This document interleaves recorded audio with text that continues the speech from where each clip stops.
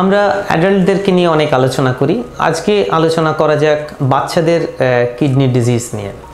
এমন নয় যে বাচ্চাদের কিডনি ডিজিজ হয় না, যেটা খুব কমনলি হয় প্রথমেই আমার মনে আসছে যেটা নেফ্রোটিক সিনড্রোম। নেফ্রোটিক সিনড্রোম মানে হচ্ছে কিডনি দিয়ে প্রোটিন বেরিয়ে গিয়ে শরীর ফুলে যায়, এতটাই ফুলে যায় যে বাবা মারা খুব ঘাবড়ে যান এবং ইমিডিয়েটলি ডাক্তারের পরামর্শ নেন। এই রোগটা কিন্তু একদমই আনকমন নয় এবং সময়ে ট্রিটমেন্ট করলে, ঠিকভাবে ট্রিটমেন্ট করলে এবং সায়েন্টিফিক্যালি ট্রিটমেন্ট করলে পেশেন্ট ভালো থাকে এবং ভালো হয়ে যায়। তবে একটা জিনিস, এই রোগ কিন্তু বারবার ফিরে আসতে পারে এবং যখন বারবার ফিরে আসে তখন মূল সমস্যাটা দেখা দেয়। তখন পেশেন্টের বাড়ির লোক মানে বাবা মারা ডাক্তার চেঞ্জ করতে থাকেন। যখনই ডাক্তার চেঞ্জ করতে থাকেন তখনই কিন্তু ট্র্যাকটা হারিয়ে যায়, যে কবে থেকে শুরু হয়েছিল রোগ, কতদিনের মধ্যে ওষুধে রেসপন্ড করেছে, কতদিনের তারপরে কতদিন চলেছে। এই যখন ট্র্যাক হারিয়ে যায় প্রত্যেক ডাক্তারবাবু কিন্তু শুরু করেন প্রথম দিন থেকে। সুতরাং এই ক্ষেত্রে যেটা ইম্পর্ট্যান্ট সেটা হচ্ছে ডায়েরি মেনটেন করা। You can take multiple opinion but maintain the diary, যে কখন থেকে রোগটা শুরু হলো এবং কিভাবে রেসপন্ড করছে, কখন ইউরিনে প্রোটিন আসা বন্ধ হলো এক্সেট্রা। তার কারণ এর ভিত্তিতেই আমরা ক্যাটাগরাইজ করি যে এই নেফ্রোটিক সিনড্রোমটা কী টাইপের নেফ্রোটিক সিনড্রোম এবং তার অ্যাডভান্সড কিছু ইনভেস্টিগেশন করতে হবে কি করতে হবে না। নেক্সট যেটা হচ্ছে বাচ্চাদের ইউরিনে ইনফেকশন।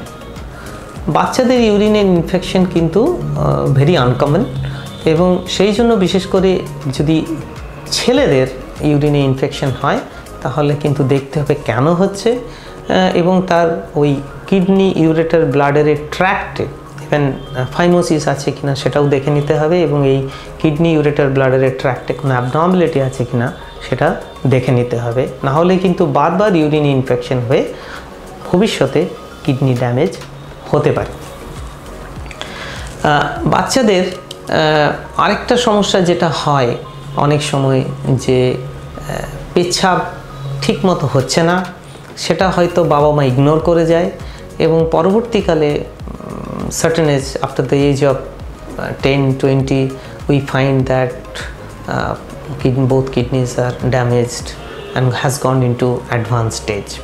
সুতরাং খুব খেয়াল রাখতে হবে যে ইউরিনের ফ্লো কেমন হচ্ছে এবং বারবার ইউরিনে ইনফেকশন হচ্ছে কিনা।